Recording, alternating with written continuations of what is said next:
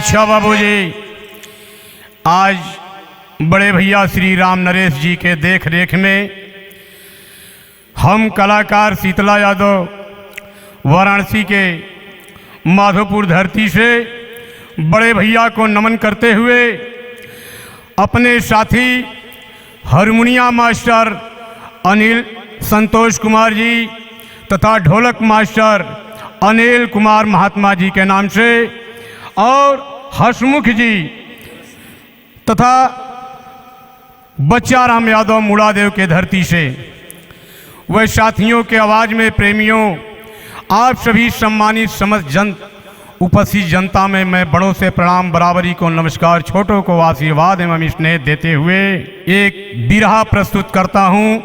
बिरहा का शीर्षक है राम का वनवास और उर्मिला का परीक्षा। मुझे आशा नहीं पूर्ण विश्वास है कि आप लोगों को बेहद पसंद आएगा। आवे साथियों देखें,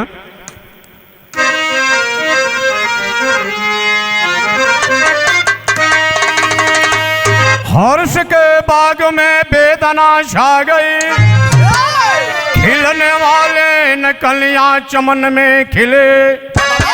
राम घर से चले जबकि वनवासी को पूरी नगरी अवधि को सितम में मिले। आए खबर जबकि सुनी सती उर्मिला, संत मेरे भी जाते हैं वनवासी को लेकर लोटा में पानी सुगम आरते। ठाड़ थी राह में जो लगाया सिका।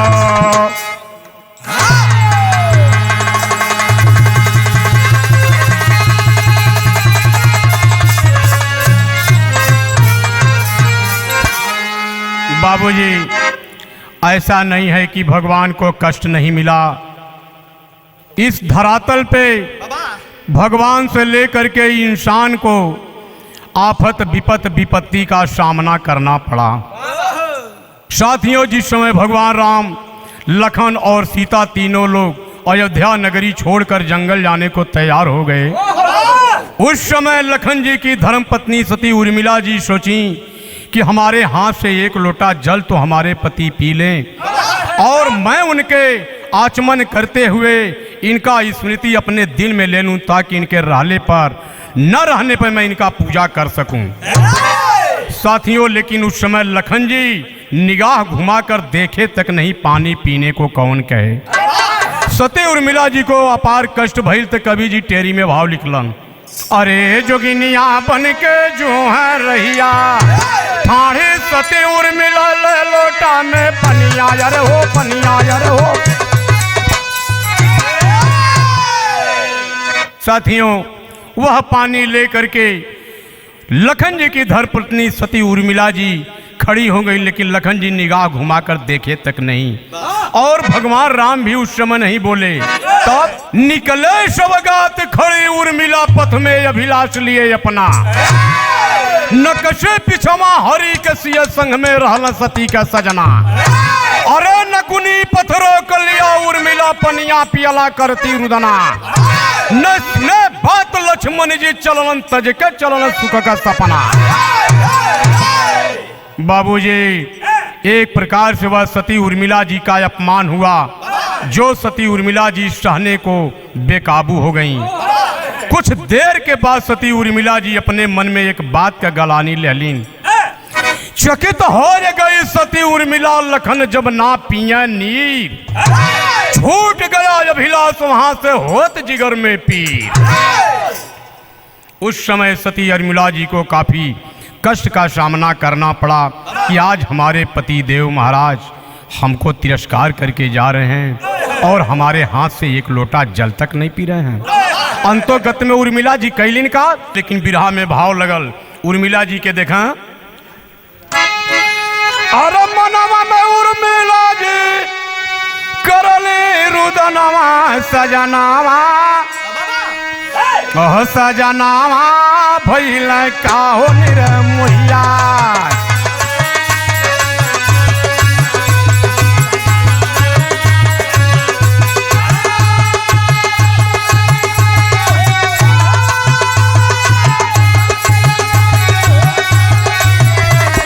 सजनावा भइल काहो निरमोहिया। यो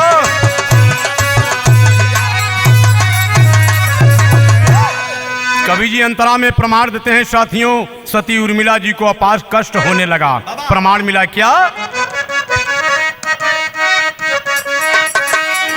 अरे जल नहीं पिए कहे सोचली बेचारे, और झरझर अखिया से आंस रही ढारे।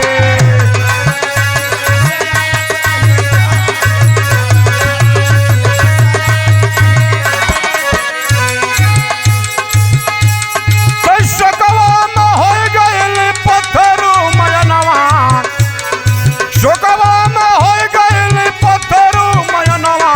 सजनावा भइल काहो निरमोहिया। जियो जियो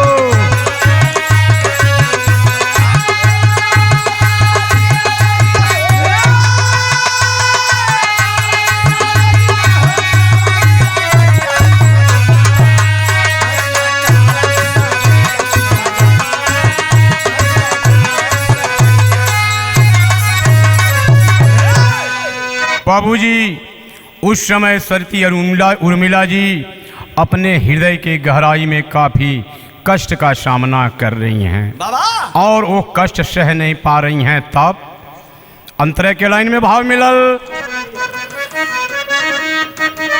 कैलिन का वही शोक में सती उर्मिला जी अरे टिकी बन के पत्थर बन के गुजरिया, और धीरे धीरे बीत लगल योन करयू मरिया।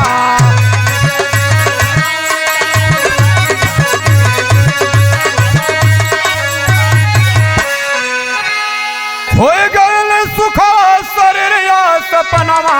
सजनावा ओह सजनावा भइल काहो निरमोहिया।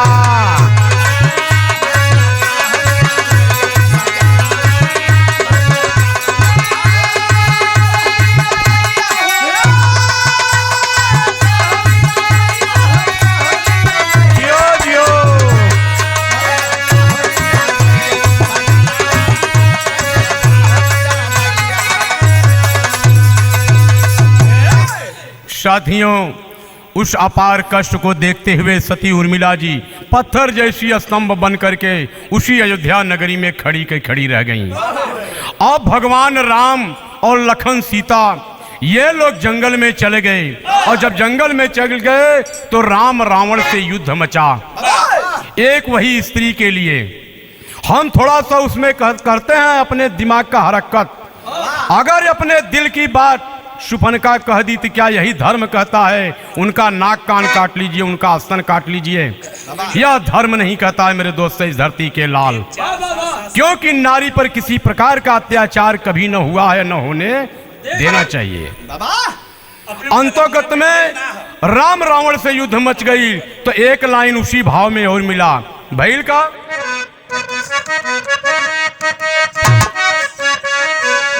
तो टिकी बन के पत्थरू बन के गुजरिया, अरे धीरे धीरे बीत लगल योन करयू मरिया।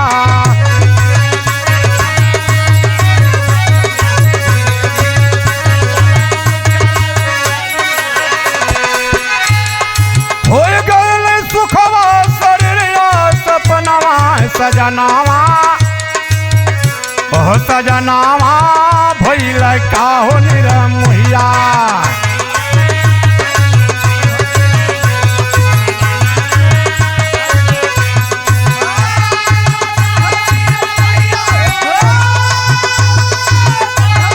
जियो जियो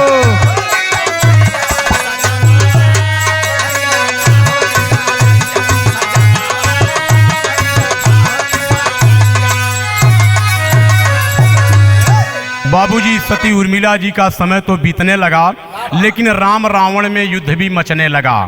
और जब राम रावण का युद्ध समाप्त हुआ तब उसी भाव में अरे डट के राम रावण का खत्म हुआ कमवा, और ढंग से तो 3 मूर्ति आज रहे धमावा।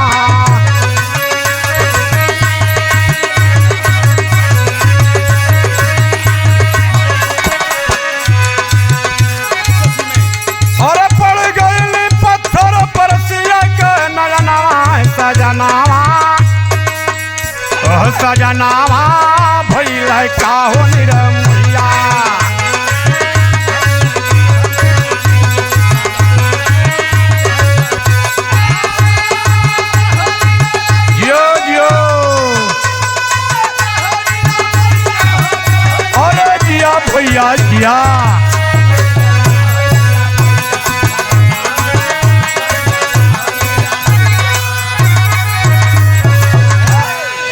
बाबूजी, राम रावण से जब युद्ध समाप्त हो गई तो राम के साथ अयोध्या नगरी में वापसी की समय हो गई। राम के समय में नल, नील, सुग्रीव,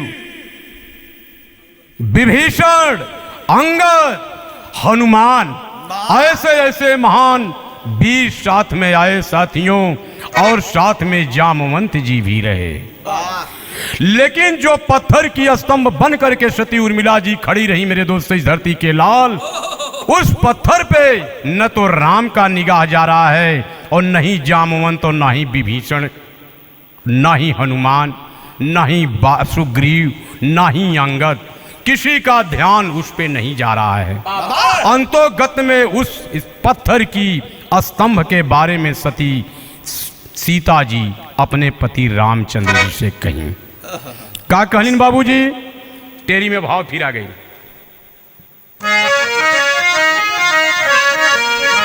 सीता देख पत्थर का नक्शा, सीता देख पत्थर का नक्शा, अरे मन में भई उदास,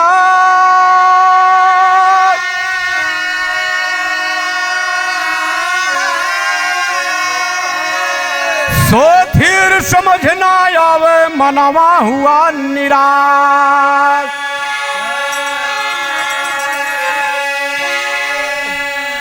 जब सीता जी निराशास्पद में हो गई बाबूजी, तब सोच गई कि मैं अपने पति रामचंद्र जी से इस पत्थर की स्तंभ के बारे में अवगत कराऊं। तब कवि जी एक लाइन टेरी में भाव लिखलन दोस्तों। अरे जोगिनिया बन के जो है रहिया, बोली रामचंद्र से सीता महारानिया, महारानिया, महारानिया। उस समय वह पत्थर की जो स्तंभ सती उर्मिला जी का है बाबूजी, वह सीता जी अपने पति रामचंद्र जी से बताई कि अरे प्रभु जी इस स्तंभ के बारे में जरा बताइए। लेकिन उस समय भगवान राम भी थोड़ा क्रोध में आ गए। कवि जी खेमटा में भाव लिखलन।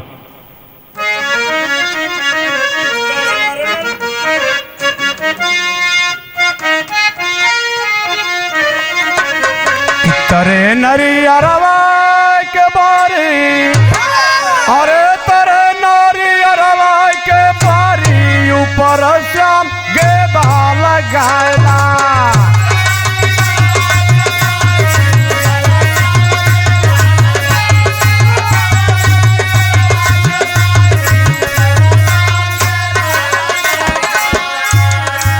एक लाइन आउ ले लें।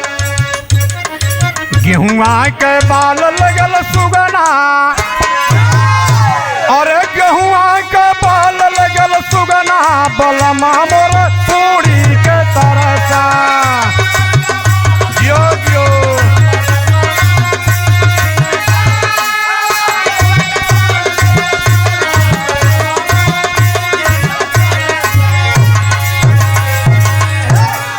है तो गीत 5 लाइन साथियों, लेकिन चल गीत से अच्छा भाव में रहस्य बा।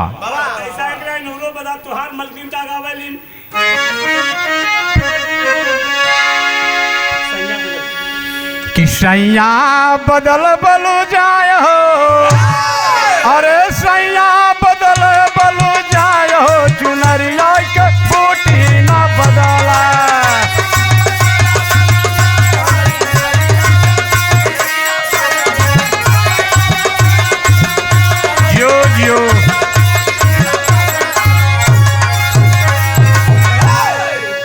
तब बाबूजी जब 3 लाइन हो गई तो 2 लाइन बदे काहे छोड़ल जा। एक पत्नी अपने पति के मेहना मार दिले, लेकिन एक लाइन के बाद कि ठाढ़ गोरी गंगा हिलोरा, अरे ठाढ़ गोरी गंगा हिलोरा, गगरिया घर गईले आए।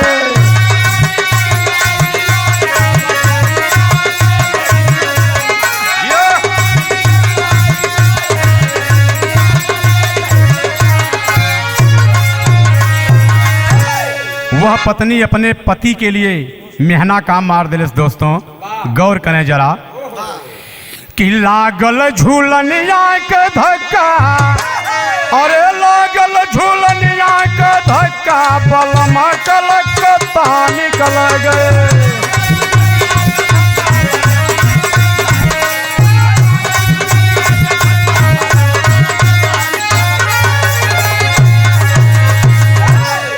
साथियों, ये तो तर्ज रहा, कोई के लागन बात कभी बोले के न चाहिए, चाहे भाई भाई हो, चाहे पति पत्नी हो, चाहे मासूम मासिका हो, चाहे प्रेमी प्रेमिका हो, किसी को लागन बात बोलना नहीं चाहिए, चाहे जीजा या साली भी हो बाबा।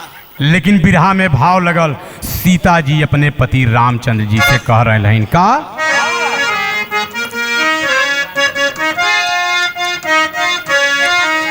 कि रस्ते में गड़बड़ बुझाला, अरे रस्ते में गड़बड़ बुझाला, हमार जियर घबराला।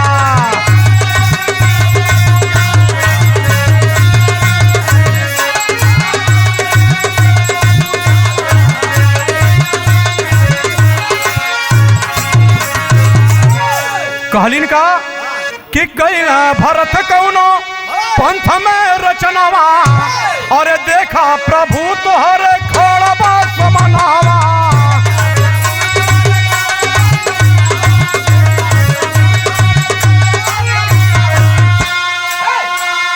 हमें कुछ ऐसा गुण बुझाला, अरे हमें कुछ ऐसा गुण बुझाला, हमारे जियारा घबराला।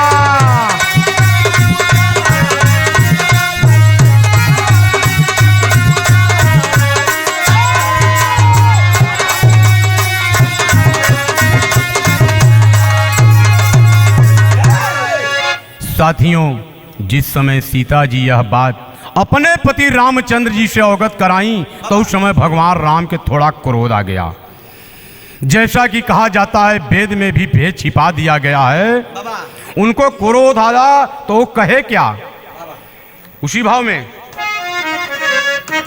कि बोले हैं राम लखन से ऋषियाई, अरे कर दो बधान भरत जी के जाई।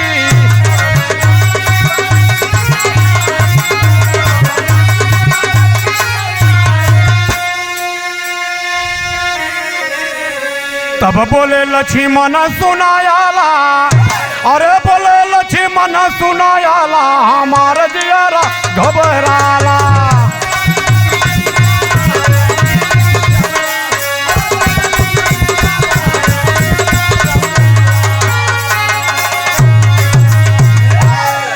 उस समय बाबूजी जब भगवान राम लखन को इजाजत दे दिए, आज अभी तुम भरत जी के पास जाओ, खबर न देते हुए उनका बधाई कर दो। हम लोगों के जाने के बाद, अभी आने के बाद भी ऐसा झेलना पड़ेगा। लेकिन उस समय लखन जी भैया का सदैव आज्ञा का पालन करने वाले साथियों, किए क्या कवि जी पापन में भाव लिखे,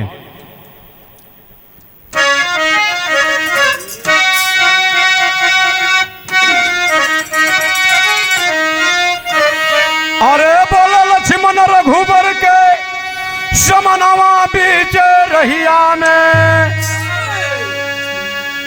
बोल लक्ष्मण रघुबर के समनवा बीच रहिया में, और आज भरत के देव हम बदनवा बीच रहिया।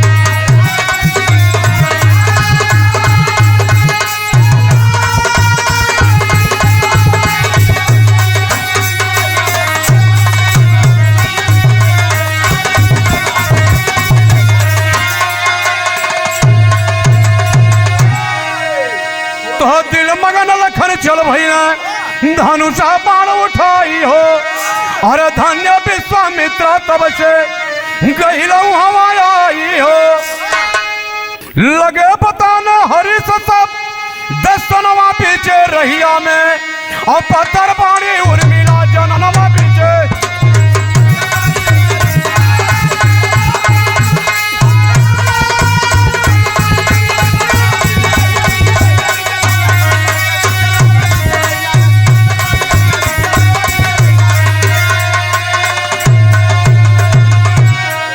ज्यों ही धनुष बाण लेकर के लक्ष्मण जी तैयारी किए कि आज भरत जी का हम बधन कर देंगे बिना खबर दिए। और त्यों ही भरत जी उस समय चारों भाई के गुरु विश्वामित्र थे। साथियों, खानदानी गुरु तो वशिष्ठ जी थे ही, लेकिन राम लक्ष्मण भरत शत्रुघ्न चारों भाई के गुरु उस समय विश्वामित्र थे। विश्वामित्र जी आकर के बोले, अरे राम, ये लखन को क्या इजाजत दे दिए? भाई अस हित न भाई अस दुश्मन, भाई के साथ प्रेम रखो, आपको यह सर्वथा अनुचित है। सुनो, यह पत्थर की जो स्तंभ है, यह कोई ऐरू गरू पत्थर नहीं है, यह लखन जी की धर्म पत्नी सती उर्मिला जी है। और आज से नहीं, कितना वर्ष से यह खड़ी है। कवि जी भाव लिखे उसी लाइन,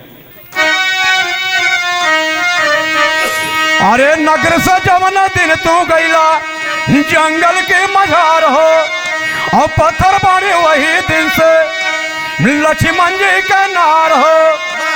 14 साल से खड़े आई मनवा बीचे रहिया में, और सुन लक्ष्मण का धूमिल बैला मनवा बीचे।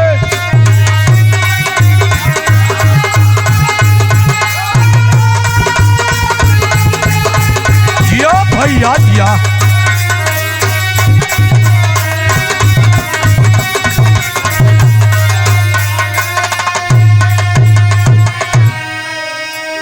बाबूजी जो ही यह बात विश्वामित्र गुरु बता दिए, भगवान राम का भी जमीन तले अंगुली खिसक गई। कहें, गुरु आपसे निवेदन है, फौरन मुक्ति का जुगती पूछ रहे रघुबीर। मुनि राह में बोले लखन जब पिया नीर, की जोगिनिया बन के जो है रहिया, तारन तार सती का होइया यही जीवन यार, जीवन यार। विश्वामित्र गुरु जी बता दिए कि रे लखन जी, आप सोच रहे हैं कि आप सती उर्मिला जी का प्राण इस पत्थर में नहीं है। जो ही लखन जी ये लोटा का पानी उतार लें और पी लें, सती उर्मिला जी पत्थर से वह स्त्री के रूप में हो जाएंगी।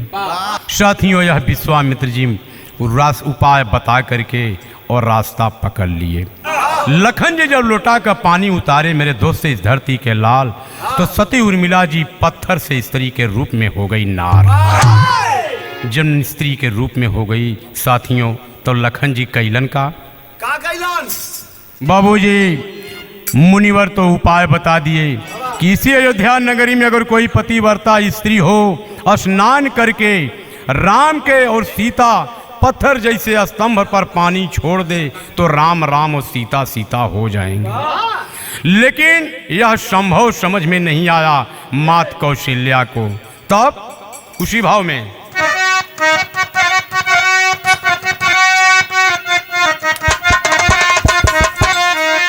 सुन ये कहूँ न मिला लेना पतिव्रत तेरे भैया,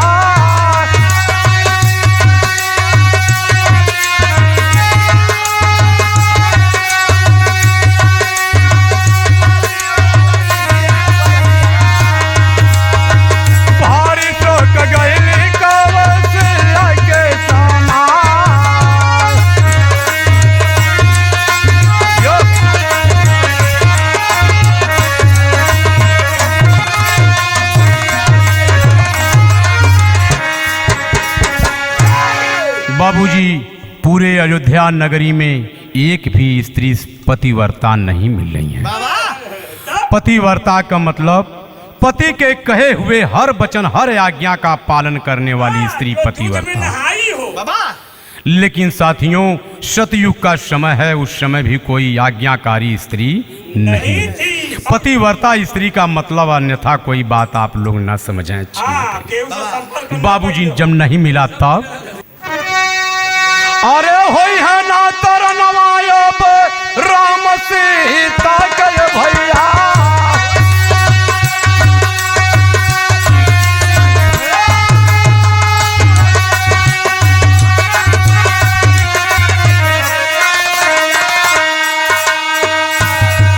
धनी को चयाना वाना उनके मिलत बा,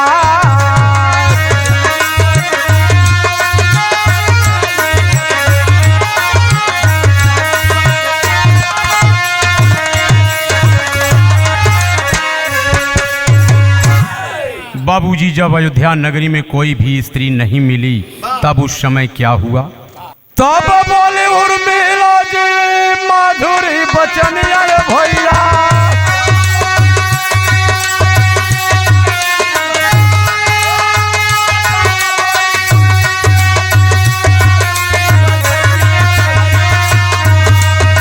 माता हम पानिया हो छोड़ बल जा।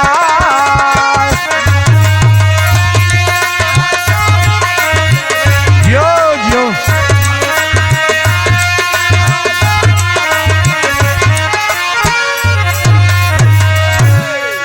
साथियों, जब पूरे अयोध्या नगरी में कोई स्त्री नहीं मिली तब उस समय लक्ष्मण जी की धर्म पत्नी जो 14 वर्ष पत्थर जैसा स्तंभ बन करके समय गुजार दी, उन्होंने कहा कि माँ, आपका चरण स्पर्श मैं करते हुए यह आपसे आज्ञा चाहती हूँ, अगर आपका इजाजत हो तो पत्थर पे मैं पानी छोड़ दूँ।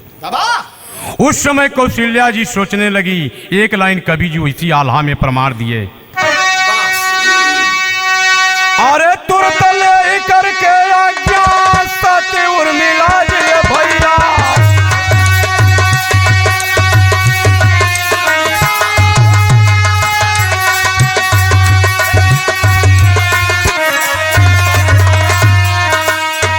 पत्थर के ऊपर छोड़ी हो हर साय।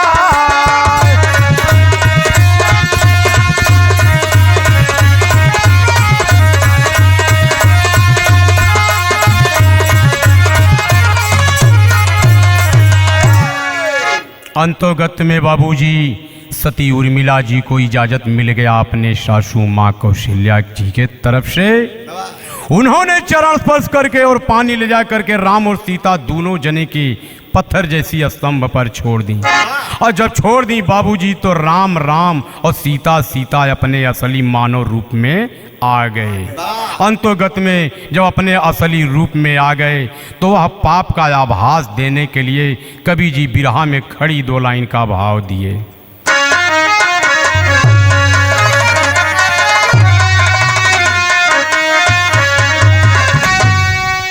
अरे अपने सुंदर तन में हो गई रंगीला, तो दोनों जने का जीवनिया सुधारी उर्मिला।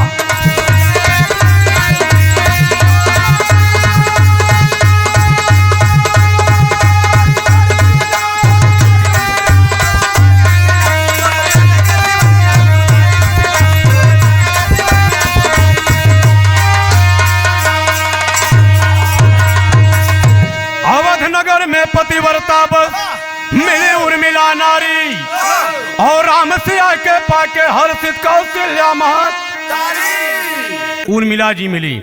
लेकिन भगवान राम को लोग कहे पाप कहाँ लग गया। महाबली दशकंधर रावण परम विद्वान थे, पहला तो वो पाप लग गया, और दूसरा जब लक्ष्मण जी जंगल इनके साथ जाने लगे तो सती उर्मिला जी को अपना प्रतिबिंब और आचमन करने से इनकार कर गए, उसका भी पाप लग गया। इसलिए उस समय वह विवेक लुप्त हो गया, जो वह पत्थर जैसी स्तंभ सती उर्मिला जी को नहीं पहचान पाए। तो लिखा गया कि माता पिता गुरु आज्ञा माने, सबका भला इसी में। साथियों, अगर गुरु नहीं होते, उस समय उपाय नहीं बताए होते, तो उन्होंने भरत को वधन करने का लखन को इजाजत दे दिए थे। इसलिए कहना बा 1 लाइन, पाप से मुक्ति राम सिया उर्मिला के हाथे पाले, कथन निराला है पौराणिक गुरु बिहारी गाये, तो लिखल सरजू का सयरिया सुधारी उर्मिल। अरे जियो लाल जियो,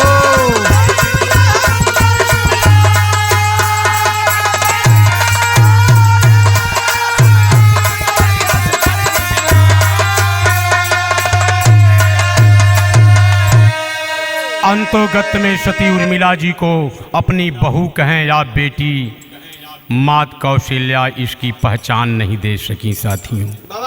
इसलिए कहना बा, गुरु बिहारी गुरु सरजू कहें हरि की महिमा भारे,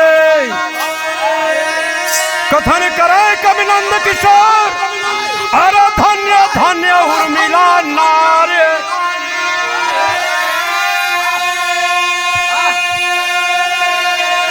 जोगिनिया बन के जो है रहिया, गायक यादव शीतला दया